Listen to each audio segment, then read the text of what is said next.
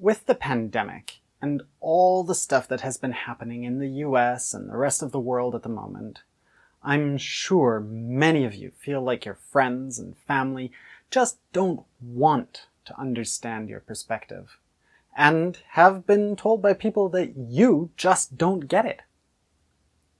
Ever wonder why that happens? It's not actually that people are just evil or uncaring or simply don't want to be reasonable. There is a much deeper issue at play here.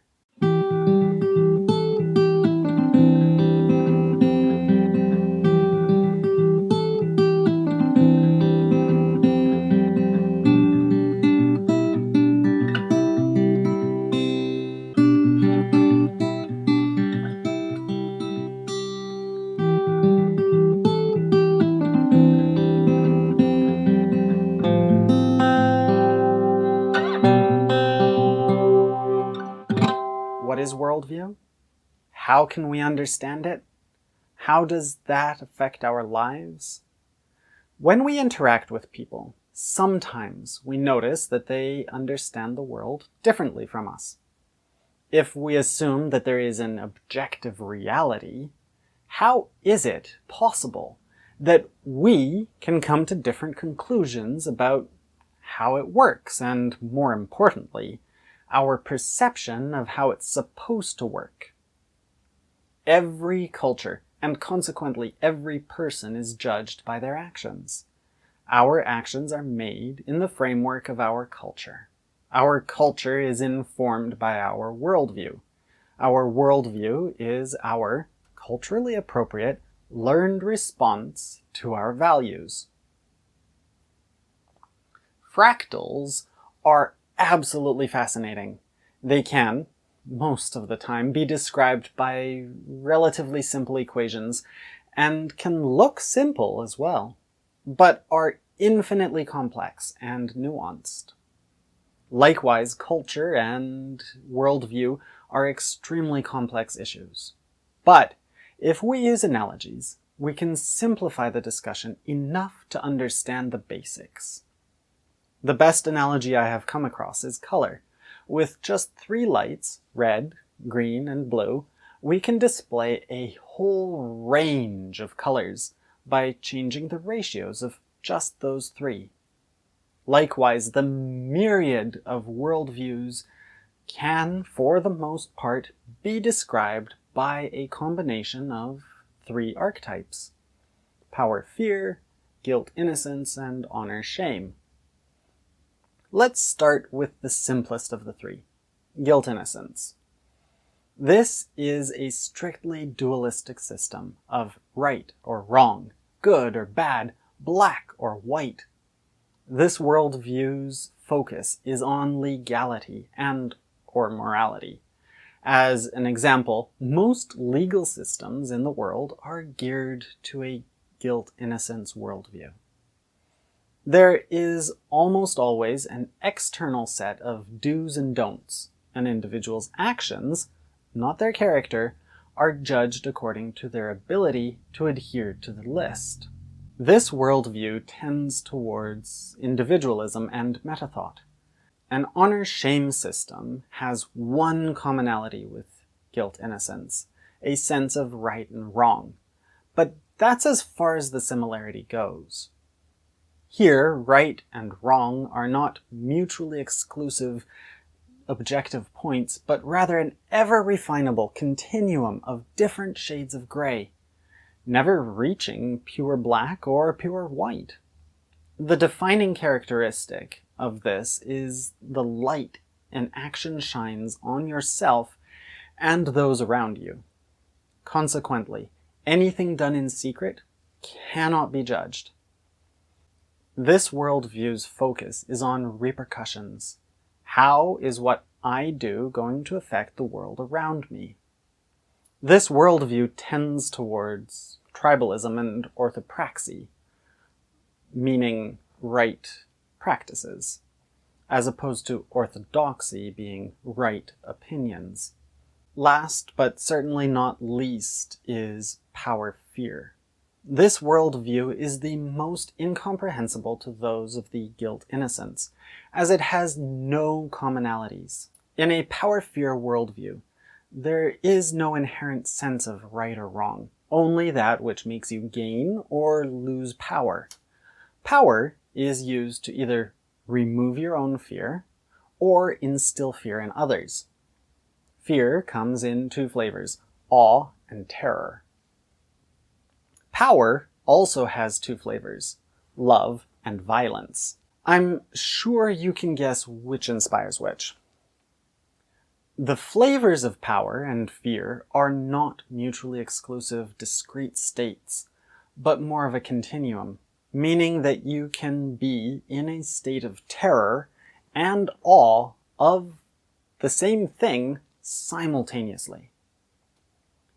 We mistakenly use the term respect to describe the attitude of those in fear towards those in power, even though its dictionary definition only covers the awe aspect of the paradigm. As an example, the kid at school says, "If I beat up the bully, then other kids will respect me." The focus of this worldview is hierarchy. Who is where on the totem pole? This worldview tends toward corporate ventures. If your goal is the same as mine, we can work together. But as soon as it differs, we can no longer get along. Each person is capable of functioning in all three worldviews. And most people experience some aspect of life through each of these three lenses. People groups combine these worldviews by gearing different aspects of their societies to one of the three worldviews. The key areas societies typically have are social, economical, judicial, political, and religious.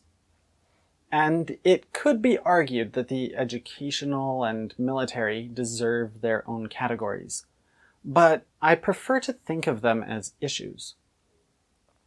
Obviously, the different areas bleed into each other. The way these worldviews combine allow for the huge variance we see in the world. A really important thing to remember is that you can and will have multiple people groups in any given society or country, each with its own blend of worldviews. But we can still say that a society has, in general, a specific blend. The social aspect covers family-tribe dynamics, interpersonal relationships, traditions, peer pressure, customs, and social norms. In a guilt-innocence framework, independence is one of the highest values, and the individual is held responsible for their behavior. For social events, you are free to invite whoever you want, and you can take any action with little regard for others' opinions. But when you are struggling, it's hard to find someone who has time and space for you, apart from paid professionals. In an honor-shame framework, the highest value is community, and they keep each other accountable to what's best for the community. You will have all the emotional and moral support you could want, sometimes a little more. However, if you are planning an event, you are required to invite every close relative and any influential person in your immediate vicinity.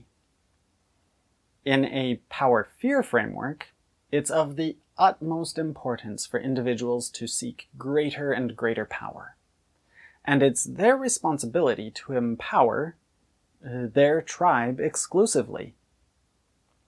Titles and honorifics are paramount.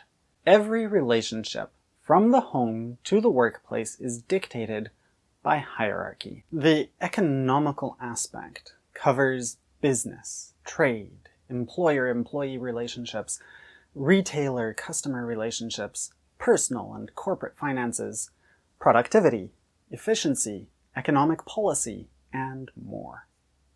And we get sayings like, the customer is always right. A guilt-innocence take on this focuses on having a good work ethic, being productive and efficient. It's also concerned with fair business practices and concepts of best practices and ethical product testing, sourcing, and pricing are a few of the outcomes. An honor-shame view is concerned with relationships. All business interactions revolve around leveraging the status of all parties involved to bring about a mutually agreeable outcome. Getting to know customers and clients is an important part of business, as that's how you get to know what they really need, leading to sayings like, everything is negotiable. Power-fear worldviews bring great potential for collaboration and cooperation. Employer-employee relationships become very hierarchical and a bit bureaucratical. The corporation-union conflict, who has the power to drive the company, is a power-fear paradigm issue. The judicial aspect covers everything from self-control to discipline, punishment, cause and effect, natural consequences, law and rule of law, equality, social justice, etc. A guilt-innocence paradigm loves rule of law, as guilt and innocence can only be judged by an objective standard, like a constitution. The best standards are the ones given by deities, or someone above the frailty of humanity. And in its purest form, only the action is judged, never the character of the person. Everyone is expected to know the system and assess their own guilt or innocence, and act accordingly. On the other hand, in an honor-shame framework, the only consideration is it socially acceptable or not? Actions don't have any intrinsic morality, but rather the effect it has on the community is what will be judged. In an honor-shame culture's purest form, the character of the individual is in question. And consequently, the character of their family and community is in question for allowing them to be that way. Judgment comes from the outside. Power-fear marches to the beat of its own drum. Things like law and right and wrong are fluid. A quote from the book of Judges in the Bible sums it up nicely.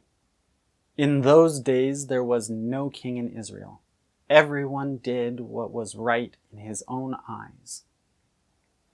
Every law and its interpretation and application is decided by the person with the most power that perceives themselves to be affected by the issue. The political aspect is less of a clear-cut area of life, but rather the way in which we negotiate position and influence. But at the same time, it is itself an arena in which we determine governing structure, policies, internal and foreign, the means of adding and removing legislation, down to who gets to make the rules at work and in the home. Because the political aspect has a lot of bleed-through into the other aspects of life, I'm going to try and stick to the macro side of things for now. And at a later time, we can try to explore micropolitics. In a guilt-innocence framework, the world and its issues are split into good guys and bad guys. You either want to achieve world peace or watch the world burn. In an honor-shame framework, it's more like a game of Jenga, where the goal is to maintain balance between doing and receiving favors while trying to achieve your own goals. In a power-fear framework, politics is an arena for increasing power, establishing hierarchy, and vying for control. And last, but certainly not least, the religious aspect. I know this is going to offend some people out there, but I'm going to do it anyway. For now, I'm going to lump all belief systems into one. Religion is how we make sense of the world. When something happens, how do we interpret it? What are our origins? Where did we come from? How did it happen? What is our purpose in life? And is there anything beyond this life? In the guilt-innocence framework, beyond this life. In the guilt-innocence framework, we struggle with questions of morality. Where does it come from? And how do we define it? Is it right or wrong? Supreme beings make things easy. You can attribute the standards to something greater than yourself. However, if you don't take ownership of living by those standards, do they really mean anything? And questioning or challenging our standards of morality becomes the hardest thing for people to accept. In an honor-shame framework, our struggles are with belonging and acceptance. Who are we?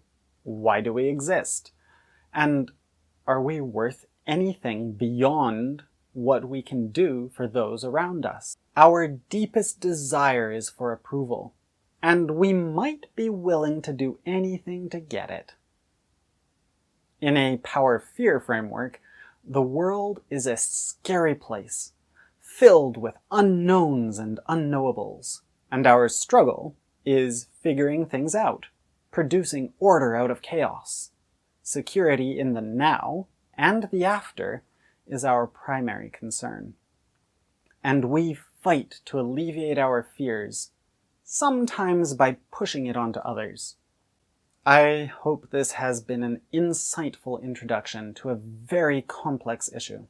I will be continuing this theme in upcoming videos. I have several topics to talk about with this as the starting point, but before we move on, I still want to talk about some real-world scenarios of how worldview can get in the way of good communication. Thank you so much for joining me today. There's been a lot of stuff to digest. If you want to know more about this topic, subscribe to the channel and hit the bell icon to get notifications when new videos come out.